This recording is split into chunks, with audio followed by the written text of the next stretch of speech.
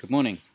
So, this is a course on Hindu philosophy, not Indian philosophy per se, as I'll explain in a minute, but Hindu philosophy, and I'll define that, what I mean by that. We will begin the course. I'll make some general comments about Sanskrit language and the textual tradition of ancient India, which is not in our reader, but we will essentially for the next few sessions, we'll be using this Sue Hamilton's a very short introduction to Indian philosophy. Obviously, you could write, and there is in fact an encyclopedia, multi-volume, huge volume. Each one is a huge volume. Each volume is huge. Encyclopedia of Indian Philosophy by Karl Popper, and it's an ongoing series. So clearly, that's the other end of the spectrum. But the idea of this reader is to give us just a framework, an overview before we begin the course. So it'll be very rapid kind of engagement and very brief engagement with some of these schools.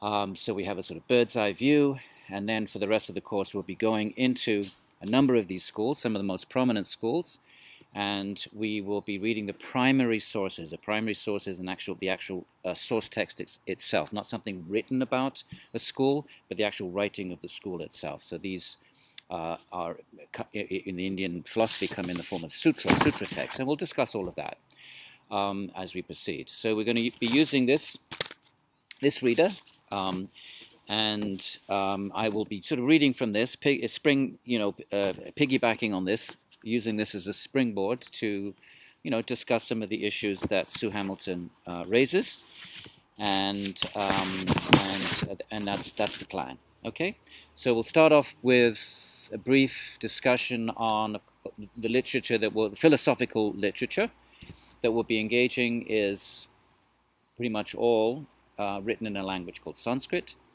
Now we won't be dealing with Buddhist philosophy in this course, and that's why I'm not calling it Indian philosophy. If you called it Indian philosophy, you'd have to include Buddhism, Jainism, to begin with, from the ancient period, and then where do you end? I mean, after all, Islam is an Indian tradition now. It has been for many centuries. So, if you were to have Indian philosophy, you'd have to have Islamic philosophy as well, and there's Christians in India, and of course there's modern philosophy in India.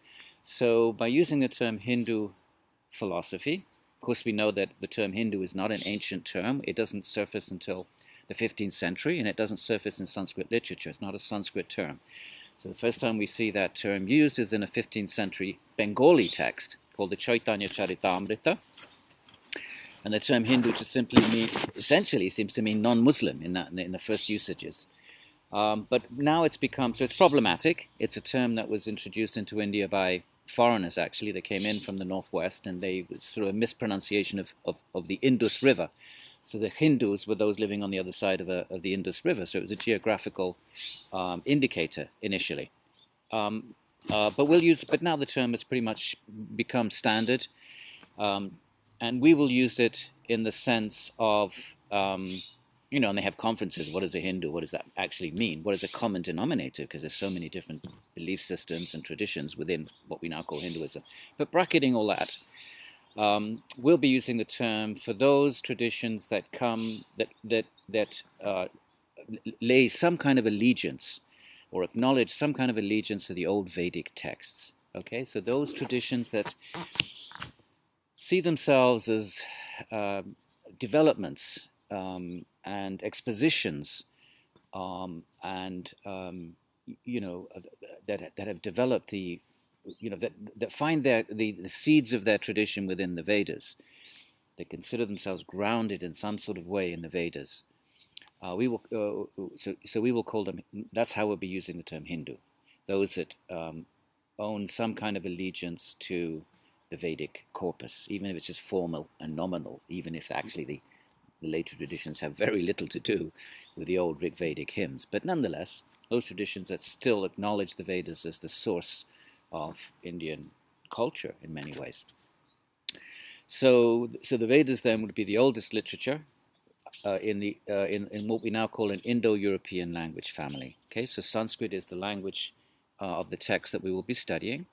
And Sanskrit has an older form that at least linguists would consider it an older form called Vedic. So Vedic is an old form of Sanskrit, just like in English we have, we have Shakespearean English, and we have even older Chaucerian Chaucer. If you read Chaucer, it's a very old English, and then we have Beowulf. I think it's one of the oldest English texts, and that's practically German because it's Anglo-Saxon. So we have within the English language these different chronologically different varieties of English, from Beowulf to Chaucer to Shakespeare, and then sort of Victorian English, and then American English, and the English of the Bronx, or different sort of dialectical types of English. So in the same way, we have that in the Sanskrit language family. The oldest form of that is Vedic. Okay, now Vedic scholars would consider to be a member of the Indo-European language family, what we now call the Indo-European language family. So there are language families. We've probably all heard of the Romance language families, which would be Italian, Spanish, Portuguese, and Romanian, and these are called Romance because obviously they came from Rome, they came from Latin, and so Latin is the mother language. So Latin then sort of in the course of the centuries, there was a lingua franca, there was a language that was sort of spoken over the empire. Obviously, there wouldn't have been just one pristine language. There would have been variants and dialects, but nonetheless, let's just call that Latin. And then as the empire breaks down and trade breaks down, and so interactions break down after the collapse of the empire, then the sort of Latin or whatever form of Latin was spoken in different areas that we now call Spain and Italy. In the course of the centuries, Latin becomes modified or altered or evolves into what we now call modern Portuguese, modern Spanish, modern Italian, French as well. But we can see the connections from Latin, from the roots of the words. So we have a word like madre in Italian, mère in French, madre in Spanish, and we see that the Latin form from which these devolve is mater. So we have an M sound, a T sound, an R sound. Mater the T becomes a D, madre, but the dental is still a dental. Dental means a sound that comes from the tongue touching the teeth. So mater, madre. If you say that, you'll notice the T and the D, that's dentals insofar as they have formed the sound. The phoneme comes from the touching of the tooth to the tongue to the teeth. Okay. So therefore, there are words which have this. The basic root of the words are the same. Sometimes a letter drops, like in French, the dental gets dropped, and you have mère. But you can see when that happens. A historical linguist can look at Latin, late Latin, and then very early French, very early Spanish, very early Portuguese, and see in the literature when something like a D drops out in French, and these changes start to manifest. So we now call these cognate languages, okay? So I'd like you to remember that word, cognate. A cognate is a word like madre, mère, which they sound the same, and the reason they sound the same is because they come from a common origin, okay? Cognate is 2 or more words in different languages that sound the same. You can see the same basic structure, and the reason for that similarity is common origin. That's the important point, not borrowing, because sometimes words are borrowed. That's a different thing. Common origin. Okay, so therefore we can consider them daughter languages of Latin. Latin's a mother language, but mothers have their siblings. So Latin has its sister languages, Greek, Germanic. In fact, all the languages of Europe except Finnish and Hungarian and Basque in North Spain. These are all sibling languages, so they're cognate languages. Okay. And believe it or not, Sanskrit is a cognate language to these European languages. And Persian, not Arabic, but Persian. Okay, so Sanskrit, you can imagine the surprise of the early Europeans when they discovered that Sanskrit was a cognate language to Latin and Greek and the classical languages of Europe. And Persian too. Okay, so in fact the closest language to Sanskrit, ancient Sanskrit, Vedic Sanskrit, is the oldest form of Persian, which you find in the Avesta, the oldest Persian scriptures or oldest Persian literature. And the oldest language on the European side is Greek, ancient Greek. So these formed a subgroup. Anyway, so these languages are siblings, which mean they came from a common origin, but we have no record of that. The mother language, so to speak, of Latin, Greek, Germanic, Slavic, Celtic, Persian, Sanskrit, and so forth, that mother language, it was before writing, before no inscriptions, no literature. So how do we know it existed? We infer it existed. And make an inference. We compare these Greek and Persian and Sanskrit and Latin, and Hittite is another, that's an inscriptional language from Syria, from the Near East. Compare those languages, and there's only one possible explanation for the fact that the roots of the words are so similar.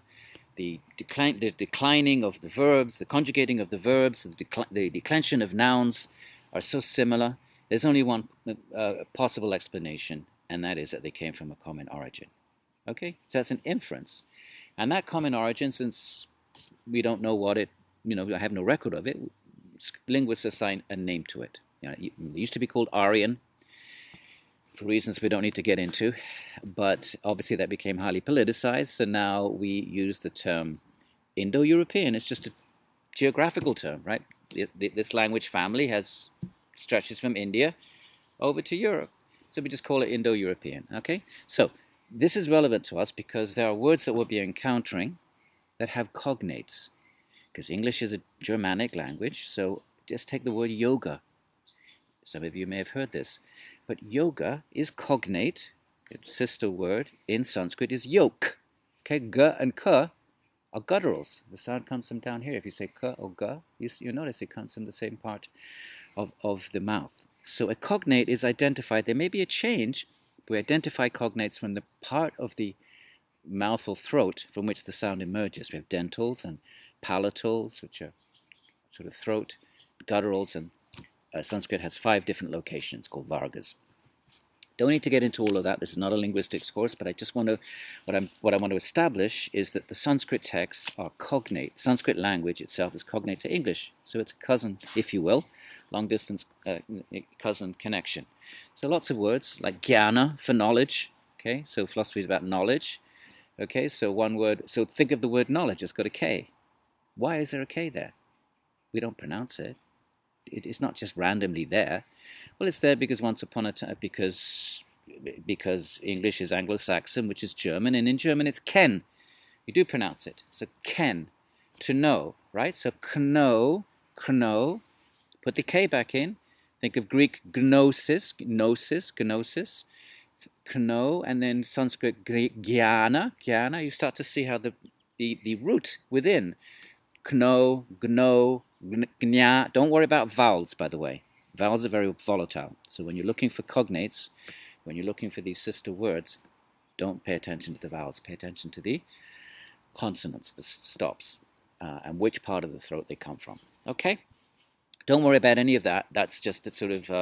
but I'd like to be able to say, well, the word jnana is cognate with knowledge, putting the K back in, and yoga is cognate to yoke. It just creates a sense of, I don't want you to think that Sanskrit's some alien other that's 2,000 years different and 2,000 miles distant. In actual fact, it belongs to the same language family as Greek and Latin. Okay, and I actually did my PhD dissertation on the origins of Vedic, so I had to deal with this whole language connection and all the politics, like where did the language come from? Europeans wanted to, so many, great production of knowledge emerged in Europe when they discovered this connection, and everybody wanted to say, oh, the origin of the Indo-Aryan language family is from our country, right? Because that would be a great boost in nationalistic pride. So that's how Aryan became a dirty word, actually. But that's a story for another day. And so for now, our Hindu philosophy is written in Sanskrit. Sanskrit is an Indo-European language. And we'll see sort of a number of words that will be able to identify the connection with English words, if that interests us. Okay, so it's going to be Hindu philosophy. We're not going to be dealing with Buddhism. There'll be some engagement with Buddhism. You can't really undertake a course in Hindu philosophy without some engagement with Buddhism, because Buddhism was extant in India for 1,500 years. from the Buddha in the 5th century BCE, or the Buddha may be dated variously 4th century BCE, right up into the in almost the second millennia. I mean, the Shankara's time. Shankara is still engaging the Buddhists in the 8th century. So certainly the best part, over 1,000 years. And Buddhism wasn't just sort of a minor player; it was a dominant presence in India. If you look at the archaeology, go to the Mathura Museum, the heartland of Hindu India, modern-day Hindu India, Mathura, Vrindavan, where Krishna, associated with Krishna, or the Delhi Museum, you'll see most of the artifacts in a certain period are Buddhist, actually. So it was a dominant presence. And Buddhism and of course the Orthodox Brahmana, what we now call Hindu, but those that, the traditions that emerged from the Vedic texts, which were sort of under the control of the Brahmana caste, insofar as they transmitted them and preserved them and wrote commentaries on them and engaged in debate with the Buddhists. They would have been Brahmanas, so we can call them Brahminical tradition. I'm calling them Hindu traditions, but we'll also be using the term Brahminical traditions. The Brahminical schools developed to a great extent in dialogue amongst themselves, but also with Buddhism. So we won't be doing Buddhism only because we have so much to cram into this little course as it is. We also have an excellent teacher of Buddhist philosophy in our department, the religion department, Professor Tao Jiang. So you're invited to take his courses on Buddhist philosophy separately. So therefore, since he's doing Buddhism per se as a separate sort of entity, then ours will be looking at the Hindu schools. But occasionally we'll have, especially when we come to Nyaya, the logicians, who definitely engage Buddhism in debate, as do other schools. But at least with Nyaya, we'll get some sense of that debate. But other than that, we won't be focusing on, even though Buddhism it's a Sanskritic tradition, although a lot of Buddhist stuff is written in a later form or a post form of Sanskrit called Pali, in the same language family, but a later, and Prakrit. So, Pali, and also Jainism. Actually, the Jains wrote in Pali. We won't be doing Jainism in this course, another important philosophical tradition. It didn't become an international religion like Buddhism did, because within Buddhism, the Buddha encouraged his disciples to spread the teachings, whereas there wasn't that internal impetus in Jainism. But I don't know how many Jains there are, at least 20 million. We can look that up in Wikipedia. But they remain, even today in India, sort of more regional, sort of around Gujarat and Rajasthan. So they never became a preaching or a international tradition. But nonetheless, there were many powerful Jain philosophers that engaged with the Hindu schools, critiqued them, and so forth. So, and then with materialists as well. We won't be engaging the materialists. There were materialists, there were those who rejected the Vedas, that didn't become in Buddhist or Jain, or were just materialist philosophers. They didn't accept a soul, didn't accept God, but were powerful philosophers. Not much of their writing has survived, and that's because they didn't form schools. And unlike Buddhism, which formed many different schools, and of course the Hindu schools with their strict lineages and their strict sort of sampradayas is the term in Sanskrit for lineages. Teachings are handed down in lineages and preserved and embellished across the centuries in dialogue with other schools. The materialists didn't produce any written work that survived. At least they must have written things down, but and by the way, a lot of this exposition would have been oral.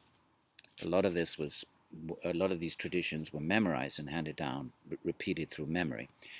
So we have materialist Buddhist Jains that are not going to be a part of this course, and lots of intellectual traditions that emerged within that did acknowledge the Vedic texts as sacrosanct. In other words, that as sacred texts, like the forms of Shaivism, forms of Tantra, Shakta traditions, various Vaishnava traditions. There's so much that we won't be able to fit into this course, because we're looking at the intellectual history of a huge subcontinent over 2,000 years. So that's as much as entire Europe over the same period of time. Think of all the, in a philosophy department, you'll have dozens of teachers teaching different individual aspects of European philosophy. We wouldn't just have one representing the whole thing, which is kind of what we have in Rutgers. It's just sort of me representing the entirety of Hinduism, which is a great honor. But it doesn't mean choices have to be made. And so basically we're going to be looking at what emerges as the, the six schools of Indian philosophy, which is an artificiality. There's many more than six schools. And in the earlier tradition, there were doxographies. Doxography is we're going to have to learn some words, philosophical terms in this course, not just Sanskrit terms, but some Greek terms which have now become standard English terms. And one is a doxography. Doxography is a compilation of philosophical schools. Okay, so write that down, doxography. In other words, if I sit down and say, okay, I'm going to write a book about all the philosophical schools that I know about in my intellectual moment in the world, and then I say, okay, there's this, and I come up with, a list of how many schools there are, and I describe what their central metaphysical features are. So that's a doxography. It's a compilation of philosophical schools. So the earliest ones we have in India are Buddhist and Jain, and they don't speak of 6 schools. They speak of 12 schools or 13 schools, and then we have Madhava, who wrote a doxography. I forget his date, but he has 16 schools. So in this way, there were the different intellectual traditions were captured in writing in doxographies, and there were different numbers. Whoever wrote them was aware of different numbers of schools. But at some point, the idea that there are 6 emerges. And it's an artificiality. But somehow that I don't know when, a few centuries ago, perhaps, I don't know when the first idea of the 6 darśanas, the 6 schools, emerges. I'll try to get that date and for a future class. But it doesn't go back 2,000 years or anything like that. It's a few centuries old. But nowadays, if you buy a book on Hindu philosophy, you'll have this sort of 6 schools of philosophy. But please note that it's an artificiality. There are many more than 6 schools. And in any way, even if we identify a certain number of schools, all those schools have sub-schools and sub-sub-schools. So there's this sort of enormous range of intellectual expression in ancient India. But so what are we going to do? We're going to hit a few nails on the head. We're going to hit some high points.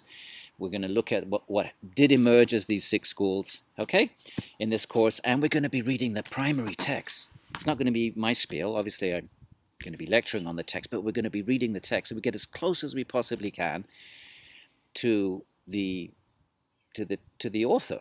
Obviously, we can't climb into the mind of the author. Everybody knows that. We can't sort of access, the mind of anybody for that matter. What to speak of somebody, 1,500 years ago, 2,000 years ago, speaking a completely different language in a completely different part of the world. Clearly, we don't have any privileged access to the author's mind, but nonetheless, people, people write, and words have meanings, and we understand the meanings of those words from the context, the larger vocabulary of Indian philosophy and the conversations that are going on. And, we'd get as close as we possibly can in our day and age to what these traditions are communicating to us. Okay, so that will be our task. We'll be looking at, we're going to start off with our reader. We are 2 or 3 lessons. We'll see how long, each lesson takes, and, we'll make these recordings. And then we'll be looking at these 6 schools. We'll be reading something from each of the 6 schools. And at the end, we'll be reading the Bhagavad Gita, which is not sort of situated. Well, it sort of is actually. The Gita is part of the Vedanta tradition, or becomes part of the Vedanta tradition. It didn't set out to be that, but it becomes appropriated by Vedanta, certainly by the time of Shankara in the 8th century. Okay, the Gita, who knows how to date a text like that, but typically you'll find a date from the 4th century BCE. Some people date it as late as the 3rd century of the Common Era. So these dates you're going to find quite a range of differences in how scholars date these texts. But that's not our problem. We're not going to engage in that kind of historical kind of excavation.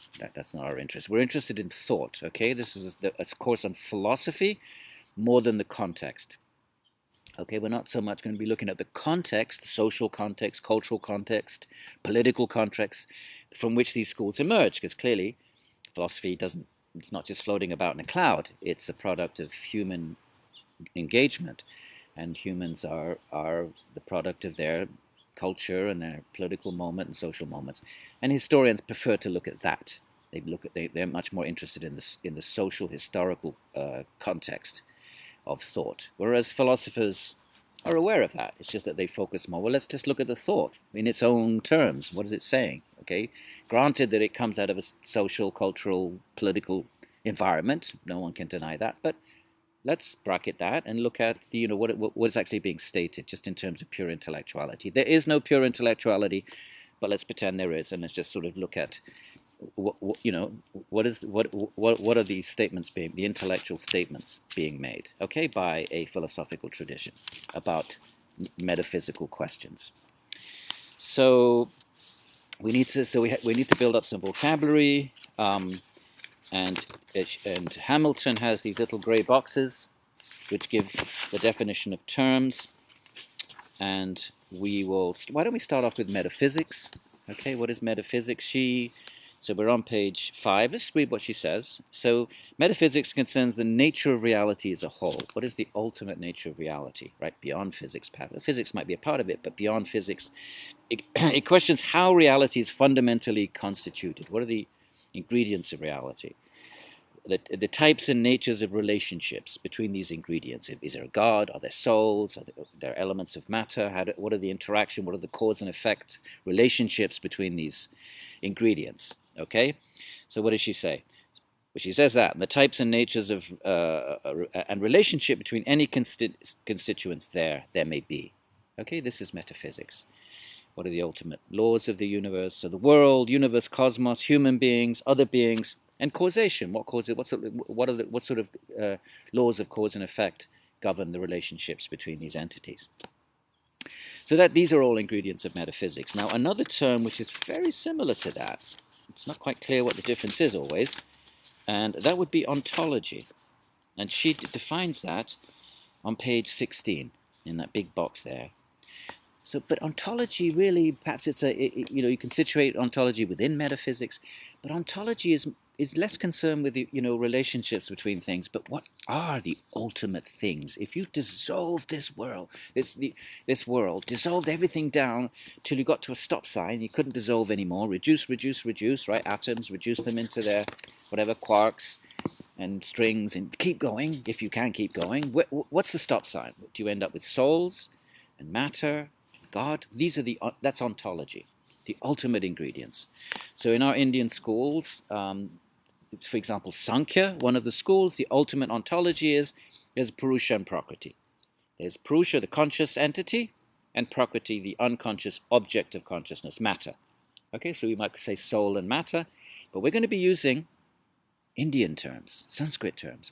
But you have to be careful about using Western terms like soul and God, because that comes from has its own theological baggage. I don't mean baggage in a negative sense, but it has its own associations which may not be appropriate.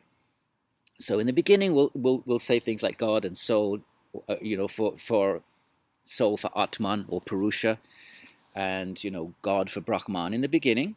But pretty soon, we're not going to be using Western terms. We're going to be avoiding that, and we're going to sort of, as we become a little familiar with the Indian terms, we're going to focus on those, because we want the traditions to speak in their own voice. We don't want to colonialize them with Western categories and terms. That's not what we want to do. We're trying to get as close as we can to Indian philosophy in its own terms, in its own categories. Okay? All right? Enough imperialism, enough colonialization, enough projecting Western culture onto other cultures. We want to hear what the Indian philosophers have to say in their own voices. Now, we're not going to learn Sanskrit, so we're stuck with the English language. Of course, we do have a Sanskrit course going on, and you're welcome to join that. But so we obviously have to use English words. But when we have problematic words, or words that don't have an exact correspondence in English, like Brahman, okay, you'll become familiar with all these terms very quickly, so don't panic. But Brahman, the absolute truth, Brahman, Atman, that be the consciousness within us, the ultimate, who we ultimately are, Atman, also known as Purusha. We're going to build up that vocabulary, and usually in this course we end up in our quizzes, because this is an academic course, so there'll be quizzes. So I think we end up with about 50 terms over the semester that you'll need to become familiar with. So it's quite easy, and we'll be repeating them so often, you're not going to have a problem. All right, terms like Atman, there's one right there, one of the 50. Brahman, right, the absolute truth. Brahman, Atman, the individual expression of that truth. Prakriti, the world of matter, like that. We'll quickly build up a vocabulary. Okay, which is appropriate. This is we should be using the Sanskrit terms, not importing some other term unless it fits, and then that's fine. But often they don't fit. Okay, so all right. So Sanskrit, member of the Indo-European. That's just a linguistic connection.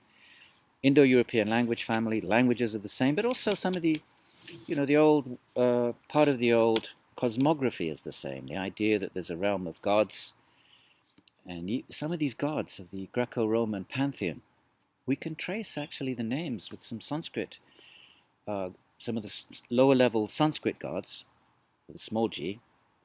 By the way, Hinduism is not polytheistic. We'll start off with that, explain that as we go along. So the Sanskrit gods are lower level beings. They're not the ultimate truth. But Hinduism is often misrepresented as polytheistic, which is not. Well, it may be in the very, very earliest period, questionably in the Vedic period. There will be something corresponding to polytheism, but certainly not by the middle late, certainly late Vedic period, the Upanishads. It's no longer it's monotheistic or monistic, and we'll be explaining those terms. Okay, but there's one truth, one truth. So, but some of these gods, these lower level gods, like Zeus Pater, which is the Greek, and in Latin it's Jupiter, Zeus Pater. You see the connection. In Sanskrit, Dyaus Pitra. So you can see Dyaus Pitra, Jupiter, Zeus Pater. You can see, you can hear. If you're a linguist, you'll be able to recognize the preserved commonality of those terms. So not only the languages are connected, but something of the worldview, where there are celestial beings, the sacrificial relationship between humans and those celestials. There's a relationship between offering things in a fire sacrifice. That's going to be something we'll be looking at shortly.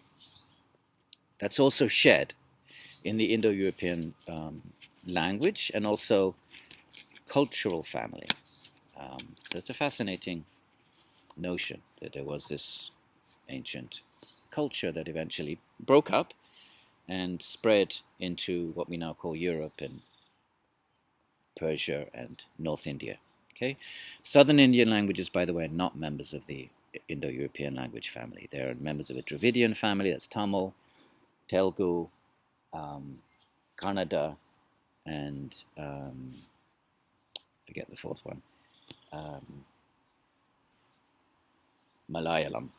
So these are called the Dravidian languages. They're highly Sanskritized. You'll see lots of Sanskrit words in them, but those are borrowings. Okay, so we have to make a distinction between borrowing words and words that, words that are the same because of common origin. Common origin means those words have been handed down for centuries and centuries and centuries and centuries and centuries. And borrowing is something you just borrow a bunch of words into a different language. So the Dravidian languages sound very Sanskritic, but their grammar is not Indo-European. And that's how you tell. All right, but enough about linguistics. Let's have a quick look at Hamilton's chapter 1.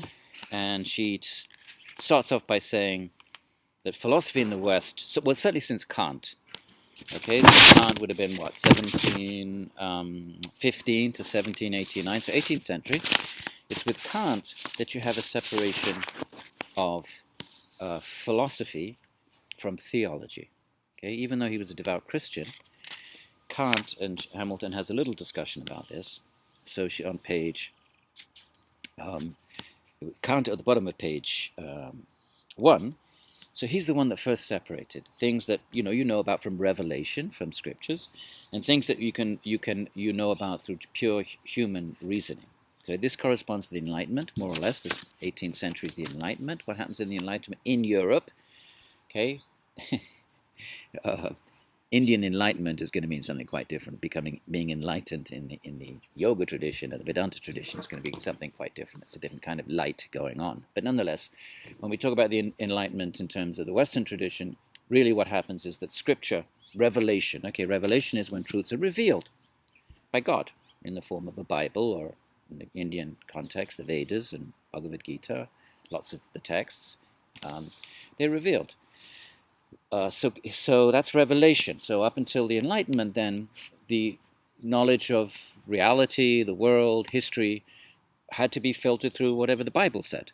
So the Bible spoke of Genesis and seven-day creation, and people try to figure out how long, when did creation take place by signing an average number of years of all the lists in the Old Testament, of the genealogical lists, and they came up with, 5,000 BCE. Bishop Ussher came up with a figure like that based on assigning, 25 years to each generation listed there. But the point is, the Bible was considered the ultimate source of knowledge. And then in the Enlightenment, then, that gets displaced by reason. It's not that the Bible gets thrown out, but it now becomes subservient to reason. So you now had to apply reason to interpreting the Bible. But reason then becomes the ultimate way of knowing. Okay, so this is a term we need to know. Epistemology is how do we know something? And she defines that, Hamilton defines it in place 5. Okay, it's about the means of knowing. Okay, common means of knowing. So for example, how do I know anything? Well, you know things because you perceive them. So that's one way of knowing. Sense perception. Okay, empiricism.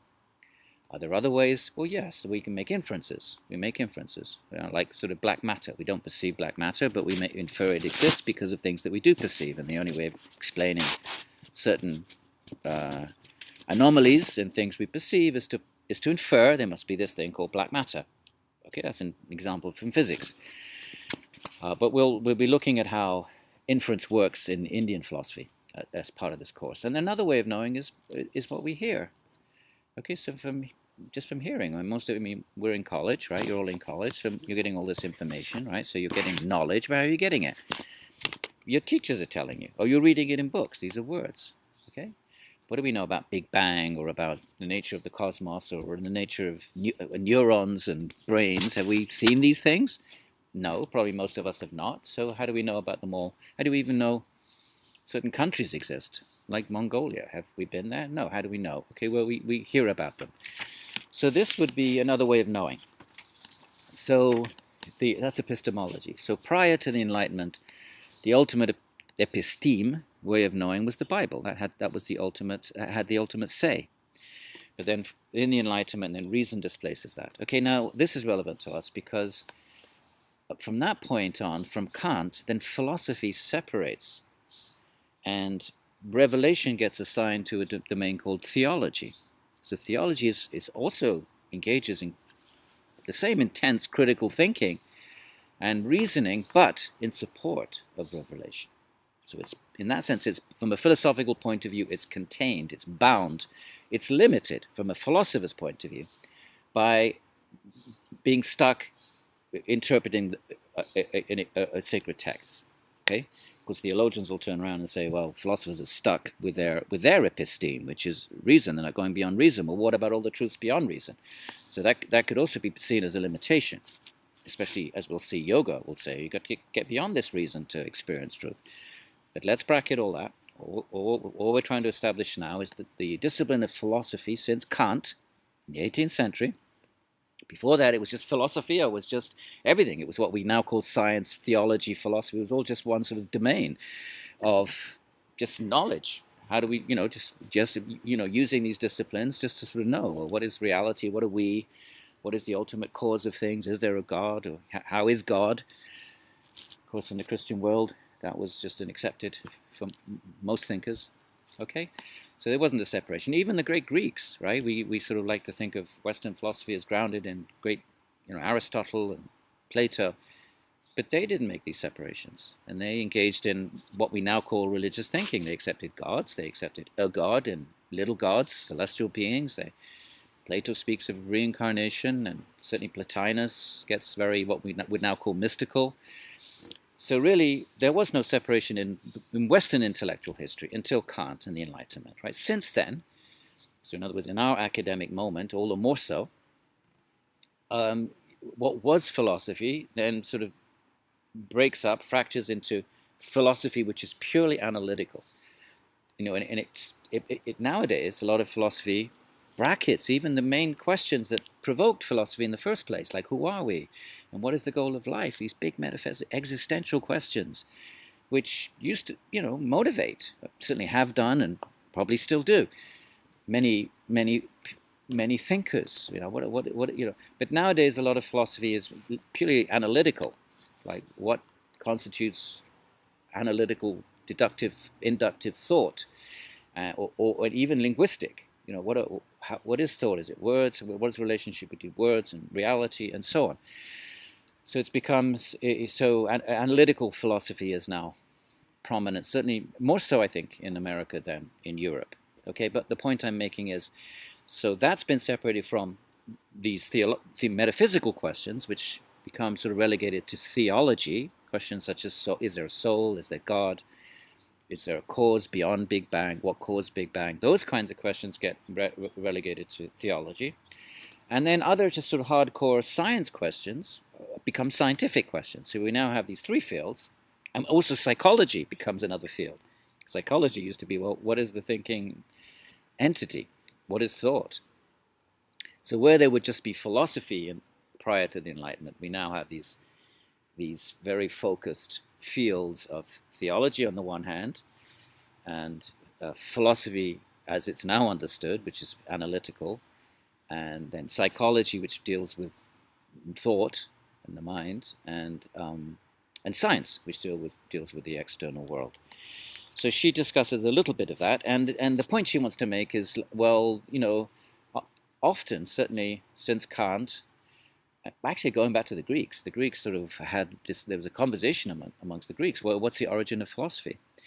Is it Egyptian? Is it Oriental?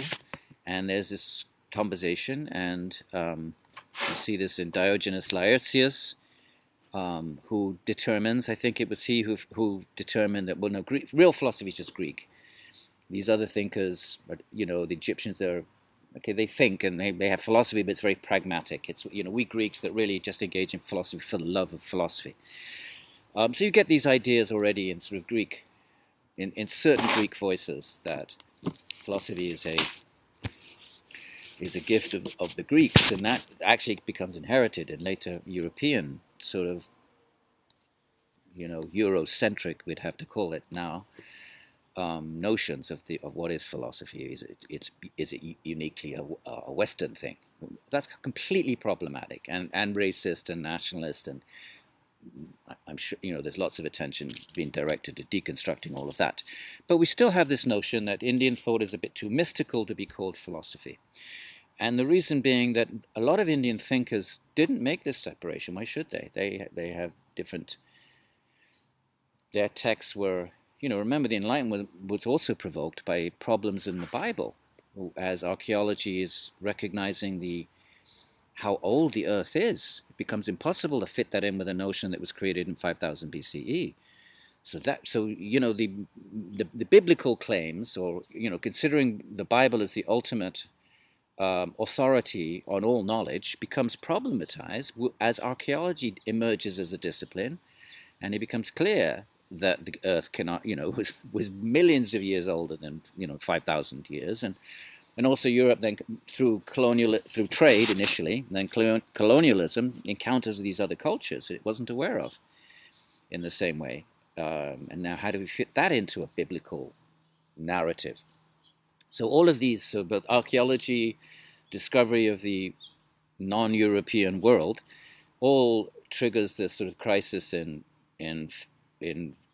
what is the Bible then? How in what way is the Bible a source of knowledge? So that triggers this sort of separation. Okay, well let's just keep the Bible as theology, and meanwhile let's just philosophy, let it be just rational thinking, and let science take over the sort of the analysis of the external world. So that fracturing did not take place in India. And so therefore Indian philosophy is, some of definitely the more prominent expressions of Indian philosophy are soteriological. Let's learn that word.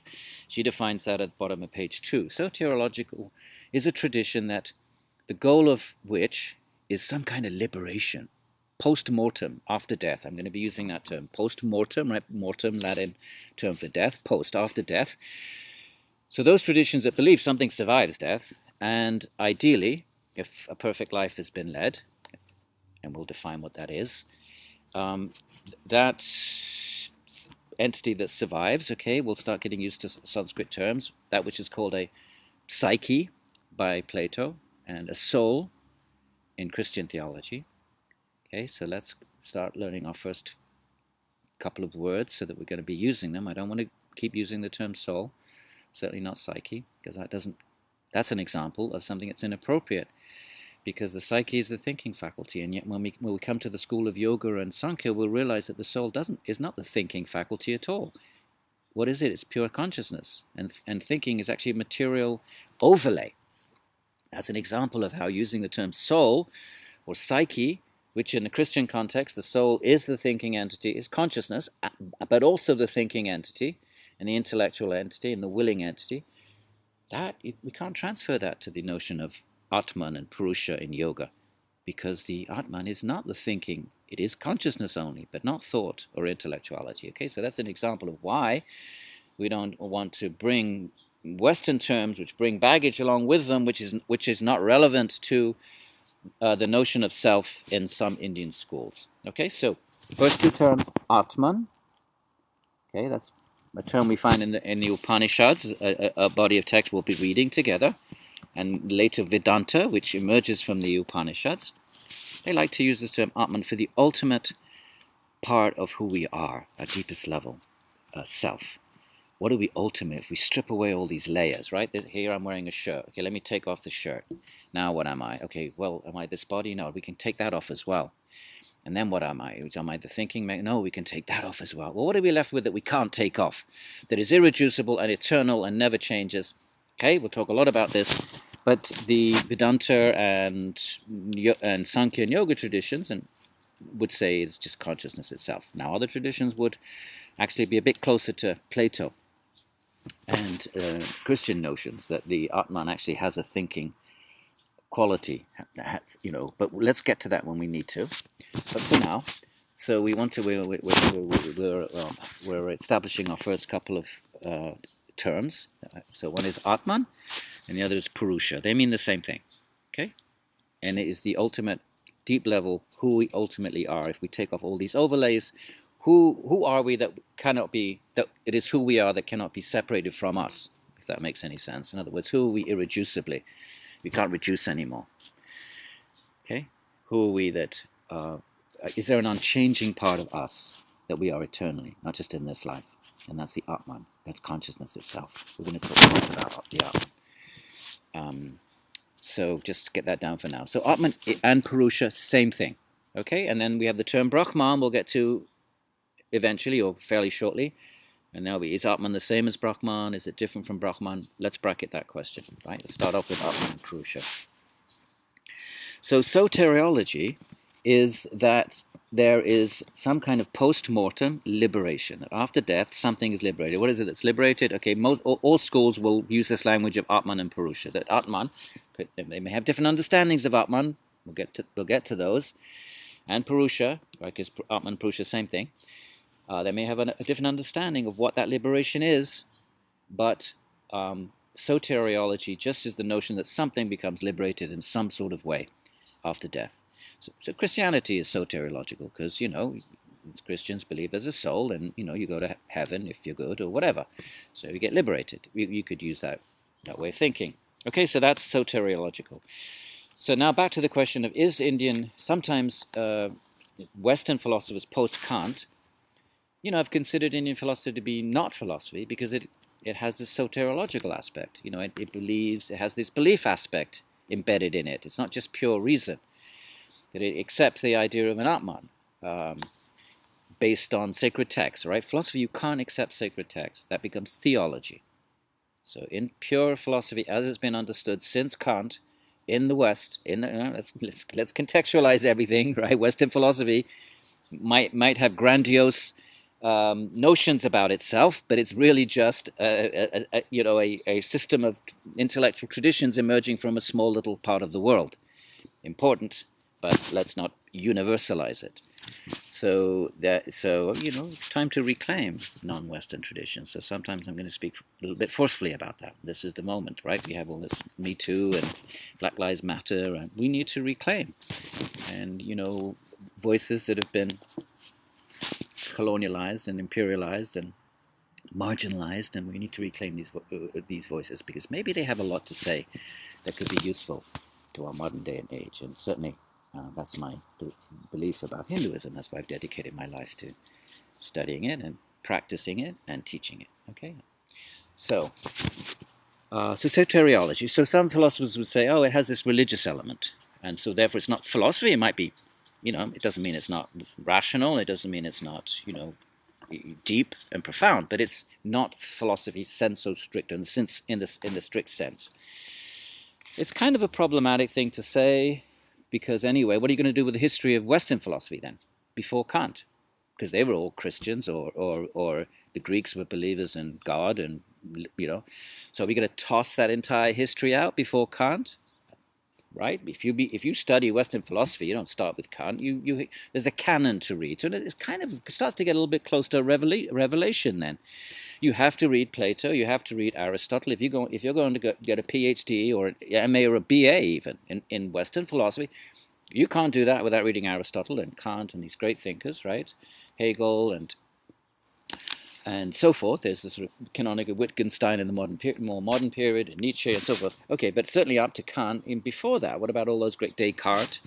These are all deeply religious people. So that's the first problem. But okay, but there, even if we allow, okay, let's. So the West has made this division between purely analytical thinking, which it calls philosophy. Let that be the case. Let's go with that. That's the situation, and we're in the Western Academy, so we have to respect the dharma of the Western Academy, right? Dharma is the nature of something, and we are in the Western Academy, so let's accept that as a dharma of Western philosophy. Its nature. Okay, we'll be looking at dharma, especially when we get to the Gita, but before that, dharma is the actual essential nature of something, the quality of something that makes it what it is. Everything has a dharma. Okay, as we'll discuss. So, but still, there's lots of commonalities between. So Indian. So we can't. But Indian philosophy was, even though a lot of it had this soteriological aspect, for them that doesn't mean they didn't engage in brilliant analytical thinking. And there were some schools that were more analytical than others, and also they were materialists first of all, who didn't accept, were not soteriological. So the Charvaka and the Lokayatas, they were materialistic philosophers. So, we'll be, occasionally casting a glance at some of that. And they were, so these demarcations is what I'm ultimately saying between something that's, philosophical and mystical, right? Just because a tradition determines, not just because of revelation, but by inference that there must be an Atman, right? There's a whole school called Nyaya that dedicates itself to establishing that there is this separate conscious entity, right? What modern philosophers would call substance dualism, that there's this other substance that's different from matter, that's not material, the quality of which is consciousness, and they arrive at that by inference. So why? So then, if there is this entity, then potentially it can be extracted from material entities. So we want to call that moksha, or liberation. Why does that become soteriological all of a sudden when one arrives at that position by deductive thinking? So these demarcations is what I'm suggesting between Western philosophy and like Indian philosophy, which is sometimes characterized as mystical, mostly because people don't understand it, but also because of the soteriological element, are problematic. Okay, so we're not going to take them too seriously, but we'll notice that they're there. We'll be aware of them, and she discusses them. But really, they have a lot in common, because ultimately the goal is to understand who we are and what is the world. And it is true that some Indian thought is based on revelation, but by no means all. The logicians I just referred to, Nyaya, they rarely refer to scripture. They prioritize deductive thinking. Okay. So therefore, we read through. So that's basically the first part of Hamilton's chapter 1. And just 1 second. Okay, so then we'll move along, and so we problematize these differences, but at the same time we've acknowledged that you could think of philosophy if you wanted to, just purely analytical with no soteriological end. I think many Indian thinkers would think that was a kind of a waste of time. What's the point of that at your moment of death? How's that going to help you at the moment of death? What if there is an Atman? And what if what you did in life does affect where your Atman goes? What is just purely analytical and analyzing, language and methods of analysis? How is that going to help you in that ultimate moment? So definitely, along with the Greeks and Socrates, Indians would agree that the goal of philosophy is the good, that the pursuit of the good in this world and in the next world. So not just abstract thinking for the sake of thinking. That would have been considered a sort of bit of perhaps a waste of time and a waste of a human life, the human form of life by many Indian thinkers. Okay. So is there a kind of a category term for philosophy in pre-modern India? There are various terms like envikshiki that she doesn't discuss, like investigation. So we'll go with Hamilton, and she focuses on the term darshana, which emerges at a certain point and is appropriated now for the Hindu analog of what in the West we call philosophy. So darshana is actually a way of seeing, a way of perceiving reality. Right there we notice a difference. Like philosophy it's love of wisdom, Sophia, love of wisdom. By the way, notice the term wisdom, by the way, is not how, modern philosophers, analytical philosophers are not interested in wisdom, because wisdom is actually how to perceive, how you see the world and how it changes. Wisdom is about being changed in your manner. You develop wisdom, you become wise. It also affects your character, your moral character, in Indian tradition, notions such as compassion and seeing equality, these are connected with wisdom, not just pure analytical thinking. That philosophy transforms one into a better person, whatever that means, and sort of points to a deeper level of perceiving reality, not just its structure and its atomic makeup, the forces and subatomic particles that make it up, but perceiving it in a more teleological sense. What's it there for? So wisdom has far deeper kind of resonances. And that's actually what philosophia actually means, the love of wisdom. But anyway, enough of all of that. Enough of sort of Western history or, comments about Western philosophy. This is, of course, a Hindu philosophy. We have appropriated the term philosophy, so we have to sort of somehow say something about its background.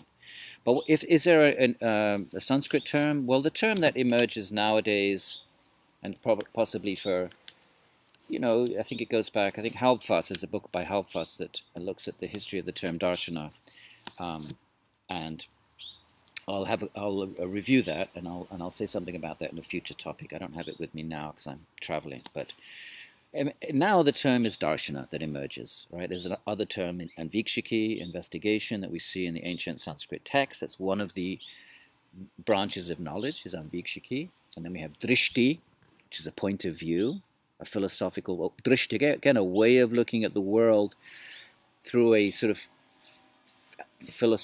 analytical lens. What are the ingredients of the world? But anyway, we're going to go with the word darshana for our course, and it literally means to see. So it's not just analysis, but the whole idea of philosophy is to rearrange the way we perceive reality. So it's a mental discipline that doesn't just alter the way we conceive of reality, but how we perceive it. Notice the difference there. Perception of reality changes, because darshana means to see truth. Then those who see truths, and there's a term for them in the ancient text, the rishis. Term going back to the Vedic period. Those that perceive reality in a way different than what we do. We, the conventional, ignorant person, right? So these Indian traditions are often accompanied, all of them, for the most part, most of them, accompanied by practices lifestyles that are essential for affecting the way we perceive reality, and giving us a lens to perceiving its ultimate nature rather than just its apparent superficial nature. Okay, Western philosophy, modern philosophy, it doesn't matter what your lifestyle or ethics or morals are. You could be an evil, awful person, still be a great philosopher. Not so in the Indian traditions, right? You have to. Morality is indispensable, because morality isn't just something you do, but it affects the nature of your mind. As we'll see in, it makes the mind sattvic, a term that we'll encounter when we look at Sankhya. It changes the metaphysics of the mind, the components, because the mind is a lens through which we perceive reality. Remember, for a number of these schools, it's not in consciousness. It's a lens that covers consciousness. And therefore consciousness becomes conscious of the world and the nature of the world through the lens of the mind. So therefore, if that lens gets changed, then one's perception of the world gets changed. So philosophy in a number of these schools involves changing the actual metaphysical composition of the mind so it sees it in a deeper, more real, authentic, and ultimate way. Very important. We'll be talking more about that. Remember, this is just an introductory lecture. I'm throwing out a bunch of stuff. Don't panic. Don't feel overwhelmed, because we're going to unpack it as we go along. All right. So darshana is the term, and she discusses it on page 9. It's about it changing one's cognitive perception, and those that accomplish this are often called rishis. There'd be different, or there's different terms. Vivekanaha is a term in yoga that we'll encounter. Okay, and so therefore now. So then Hamilton gets into, okay, now one thing we need to know about Hinduism, it's not just like a religion or a kind of a monolith. It's not like a monolith. It's just a term that we conveniently give. Like the term Hindu is problematic. We already mentioned that. It doesn't emerge till the 15th century. None of these schools that we're going to study in this course, would have called themselves Hindu. They would have called themselves Vaidika, followers of the Vedic tradition, or Aryans, if they wanted to stress, that they followed Vedic behaviors and social protocols, or they might have called themselves Vedantins if they were followers of the Upanishadic way of thinking, and Bhagavatas if they followed the path of bhakti, but they wouldn't have called themselves Hindu. They would have called themselves a number of other things which we will encounter. So this term then has been appropriated, and then we stick an ism on the end to kind of universalize it, like Buddhism, or I suppose it as some kind of a parallel to Christianity, where sort of one term covers a broad range of traditions that are grounded in the life of Christ ultimately, and Islam, which is now a term. There may be many expressions of Islam, but they're sort of grounded in this one, in the revelation that was given to Prophet Muhammad.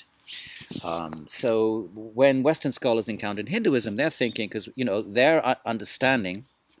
Remember, there was after Alexander's invasion into northwest India, and and there's all this sort of literature about his encounter with the great Porus, and then of course at a certain point there's a battle with King Porus, and supposedly the Greeks win that. Oh, we have no record, by the way.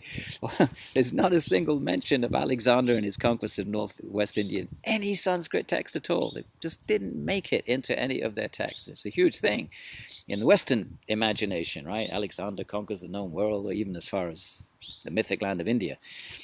One second. So Europe then, after Alexander, essentially what happens is Islam emerges. That you have Christian Europe, and then you have Islam emerges and sort of takes over the trade routes between China and Europe. So this is huge, formidable Islamic power, which separates Europe from India for 1,000 years, from the time of Alexander until the Portuguese, until the 15th century or 16th century, when changes in navigation really encompassing the compass directionality, ability to navigate ships, allows ships to take these much longer journeys. So they can then go, they bypass Central Asia is controlled, Persia, the Middle East is all controlled by Islam, and they're controlling the trade routes. Okay, so a few European, travelers would have gone over to India. We don't have many accounts actually prior to I think the 15th century. So between Alexander and the 15th, 16th century, we have all that Europe knows about India is what's recorded in ancient Greek sources, in Cicero and the Greek and the Latin historians. Some of the Greeks did write histories in Alexander's time. Megasthenes, he was an ambassador to Seleucus Nicetas, who was one of Alexander's generals, and he was actually in a court in India. He was the ambassador of the general, because Alexander, when he died, he divided his empire into, I think, 16 areas, and the eastern one was governed by Seleucus Nicator, and he had an ambassador in the court of Chandragupta, the Greeks called Sandrakottos, and he wrote a book called Indica, and it was lost, and there were a number of books. They were lost, but the Greek authors quoted those books. So we can take all those quotes from Strabo and other historians, and we put together reconstruct what the Greeks knew about India. It's quite fascinating, and they had this great respect for the Indian yogis, what we would call yogis. They call them gymnosophists, the ancient naked, gymnosophists, sophists. They loved knowledge, but they were naked. They were naked yogis because they were indifferent to cold and hot, and to why wear clothes, right? They'd gone beyond sort of notions of sexuality and gender and all of this, because they were, the idea being that they're seeking the soul, which is not gendered, which is beyond the gendered body, and so therefore they were indifferent to notions of male and female and hot and cold, so they were naked.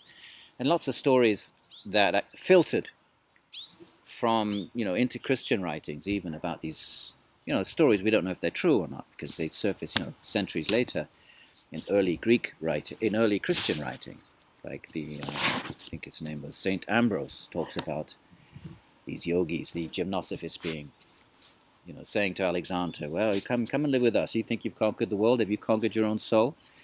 Come and live with us. Be naked and we will accept you. Be naked and be indifferent to the elements, and eat minimalistically and seek real truth, because no one can take that away from you. You can lose your empire, and you'll have enemies, and you'll cause so much suffering. You have to steal things from people. Whereas come with us, you won't need anything, and therefore, since you have nothing, no one can threaten you. What are they going to take from you? You have nothing, so you'll be powerful. So you have these sort of motifs of the Christian in early Christian writings, who are claiming that they're getting that from Greek sources. So you have this idea, this type of the Indian yogi circulating. But otherwise you have no contact between Alexander, no real contact, and the Portuguese, the beginning of trade, and the Portuguese, when the Portuguese landed in India in the 16th century.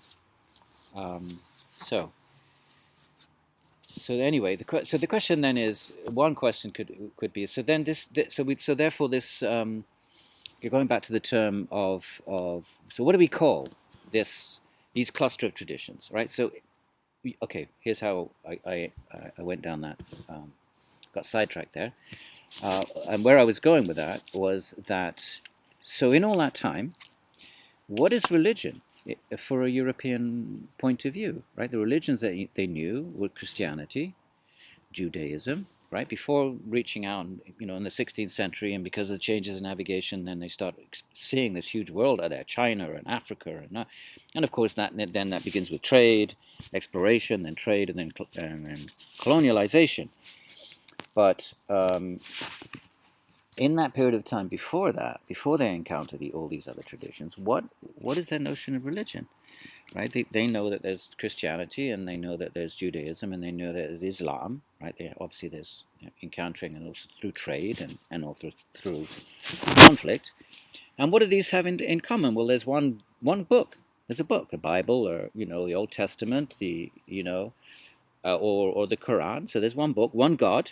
They all have in common one God and one prophet. Okay, Judaism has multiple prophets, but Christ has, prophet meaning Son of God, and Islam has Prophet Muhammad. So they have this in common. So they think that's what religion is. What is a religion? That's all they know. That's all they know. That's their exposure with religion is something that adheres to one God, one book, and a prophet, or or with Judaism, numerous prophets. So when they come to India and they're looking for a book, and what's your book? This is meaningless to Hindus, because they have so many books and so many prophets and incarnations and enlightened beings and so many books and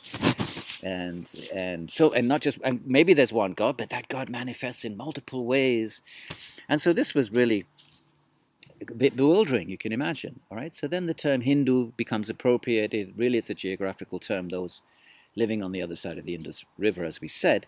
And then all of those traditions just kind of get lumped into this Hinduism. They stick an ism onto the word Hindu, right? The Hindu is someone who lives on the other side. Of course, on the other side there's Buddhists and Jains and all kinds of people, but nonetheless, okay, let's call them all Hindus. In the beginning, it seemed like they were all Hindus. People didn't realize that Buddhism was different in any way, or Jainism, that these are different traditions that didn't acknowledge the Vedas.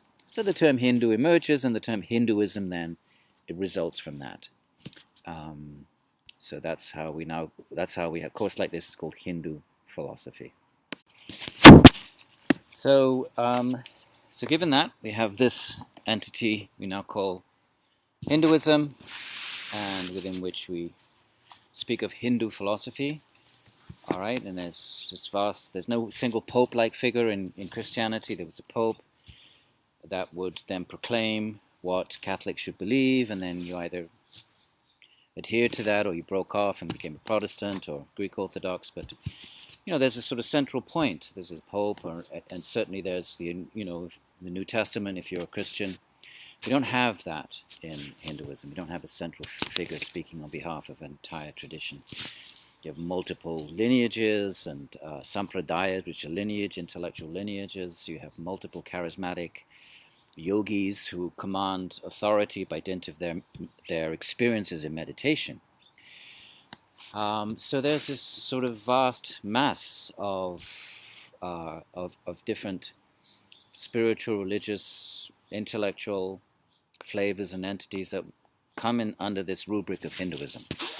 Given that, are there no commonalities at all? Is there no sort of common denominator in all of this? We can identify some. Okay, so what we're going to be talking, so if we've already identified one, that we're dealing with Hindu philosophy, that means that there's some kind of even if it's just a formal acceptance of Vedic texts. The old Vedas, we talk more about those in the next class.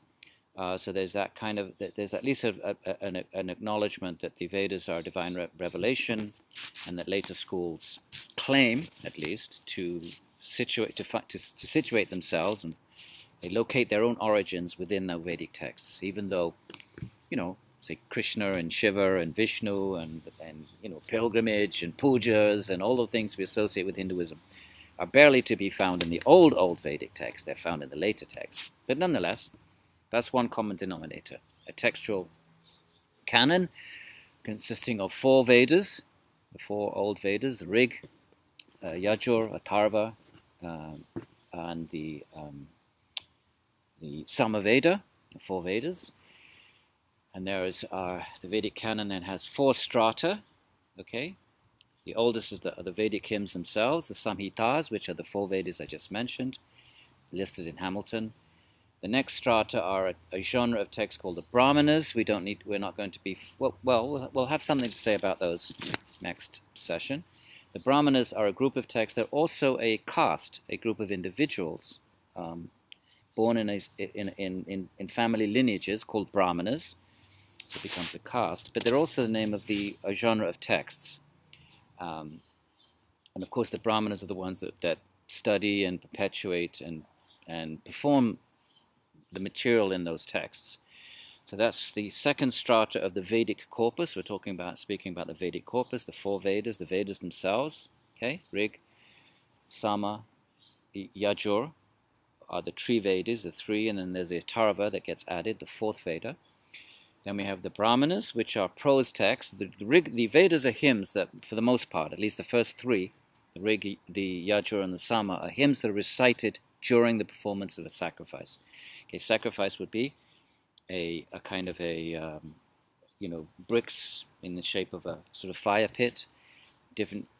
She has pictures of them actually in the next chapter. So let's speak more about those in the next chapter. Okay, but for now we'll just say 4 Vedas. Then there's the Brahmanas' prose texts, which have information about how to perform the ritual. Then you have a genre of text called the Aranyakas. We'll barely be engaging those.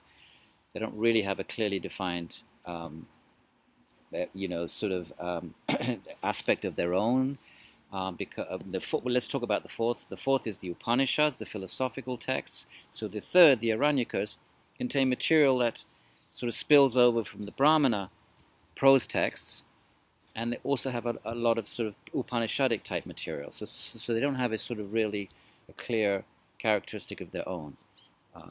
So we have the 4 Vedas, then we have the Brahmanas, and I skip to the Upanishads, the fourth, but the third is a little bit of the sort of Brahmanas and a little bit of the Upanishads, and without a particularly clear.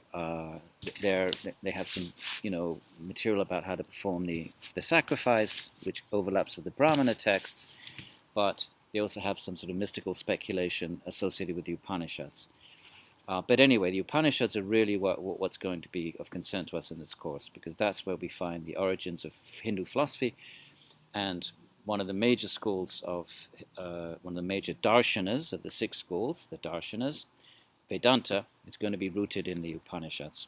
Okay, so in all of this, so that's the Vedic corpus. So there's so all Hindu traditions, by definition, then pretty much, or certainly Vedic traditions, the Vedic traditions, which we now call Hindu, at least acknowledge the sanctity and the authority of the Vedic canon, these 4 genres of texts. We'll call that the Vedic canon. Okay, Vedas, Brahmanas, Aranyakas, Upanishads. Each, certainly 3 of them with their own clear sort of nature, and the Aranyakas has less of a sort of defining nature, spills over between the earlier and the earlier Brahmanas, later Upanishads. So that's one thing that unites all this cluster of traditions we now call Hinduism. But there's also some philosophical commonalities. And one is the notion of karma and rebirth. And Hamilton discusses that on page 10 forward. Right, the notion that every action has a reaction. It's not actually, people call that sort of a religious belief of Hindus and Buddhists. Actually, it's a rational inference. That it's an inference derived from observing the known world, right? So we look at empirically through our senses. We look at the known world, and the ancient Indian thinker perceives that everything is governed by cause and effect. Cause and effect, right? The tree behind me is the effect and came from a seed. The weather is cause and effect. Everything is cause and effect. So why should human behavior be an exception to a universal principle? Okay, so reincarnation then becomes something that's accepted not by every single ancient thinker. We do have, the materialists that I mentioned before. They don't accept this. For them, that's it. You die, and that's the end of everything. Consciousness is just a byproduct, an epiphenomenon of matter. And we learn from the Buddhist stories, some of the Buddhist accounts of the Buddha meeting the so-called 6 heretical teachers, several of which did not accept the principle of karma, cause and effect. But most Indian thinkers, other than that, certainly the 6 darshanas that we're going to engage, the idea of karma is shared. So that's pretty much, and that gets shared in later Shaivism, the traditions we mentioned yesterday that don't make it into the 6 schools, Shaivism, Tantra, Shakta, the Hatha traditions, Hatha Yoga, Siddha, all these traditions that we don't need to worry about for this course, but you may have heard of Kundalini, and you've heard of Lord Shiva and Shaivism, perhaps some of you.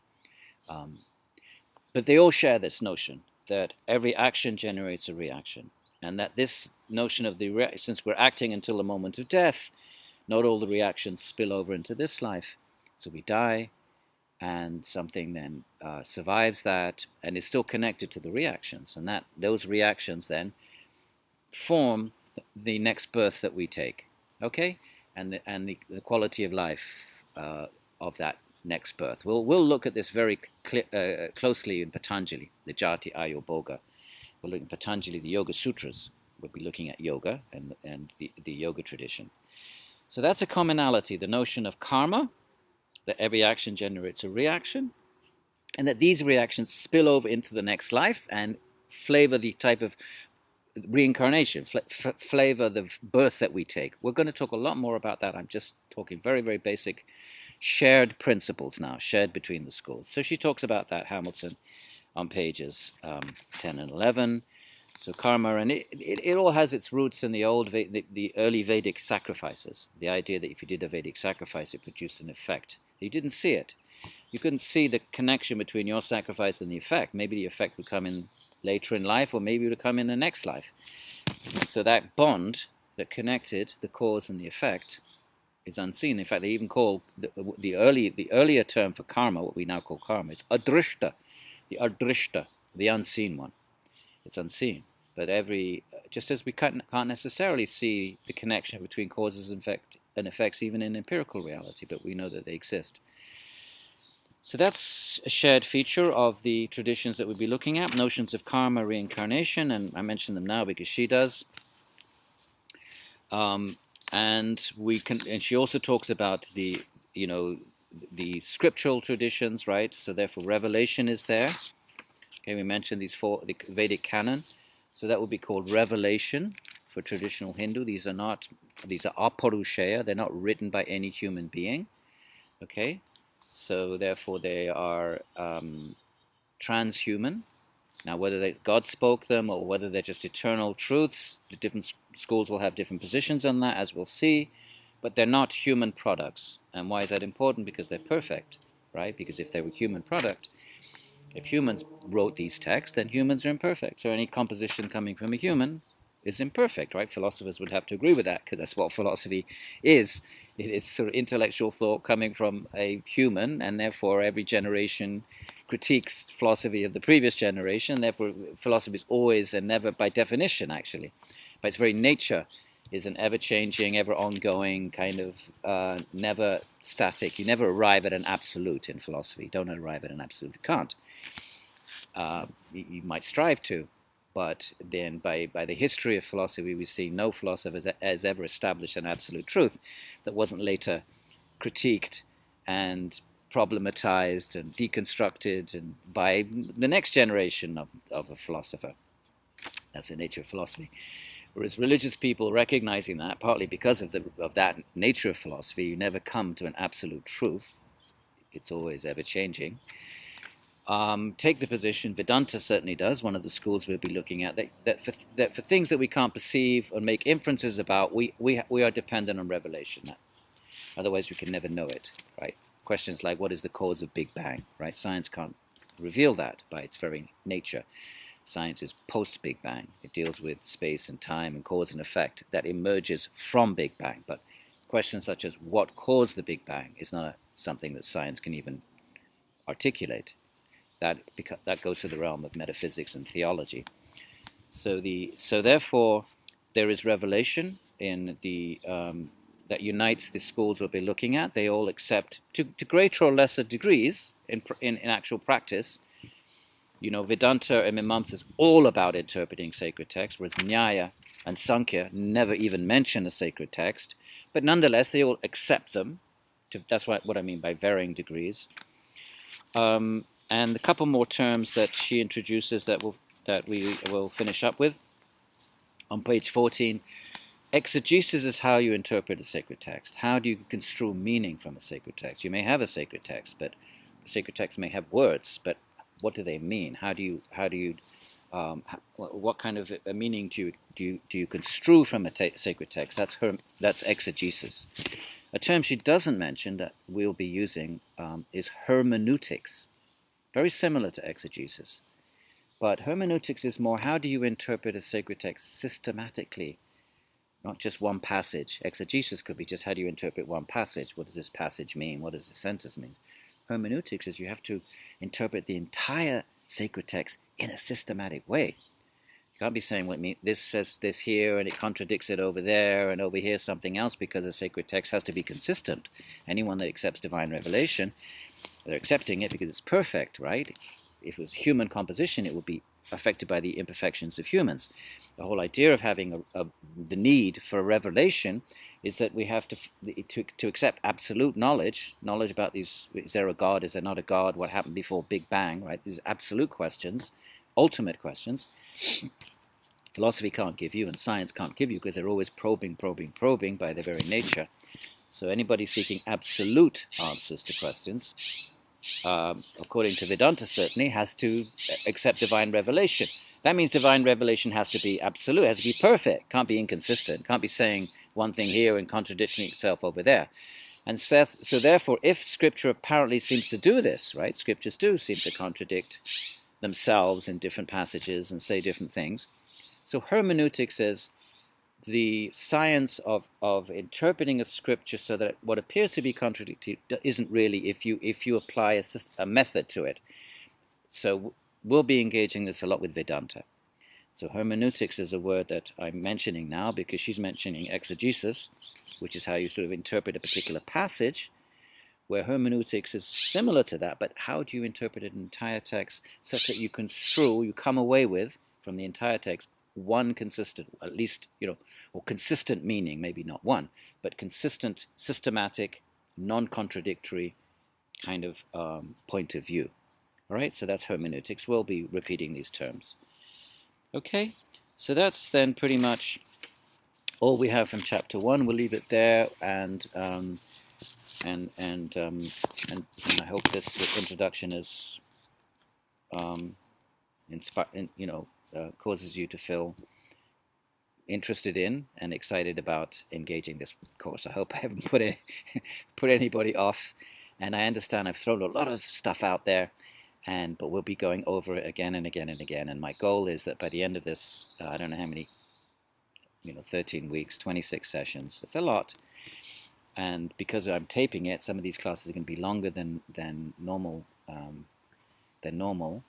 Then I'm hoping that you'll come away from this course with, a bird's eye view of Indian philosophy, and I hope that will give you inspiration to, explore some part of it that's of interest to you in other courses or just in your own lives, in your own study. Okay, so welcome to the course, and I look forward to it. And so we'll be taping it, be online, it'll be available forever. And one thing I should say there, occasionally I'll be stopping and then restarting. Maybe I need to look for a page number or scuttle up and get a reference from somewhere.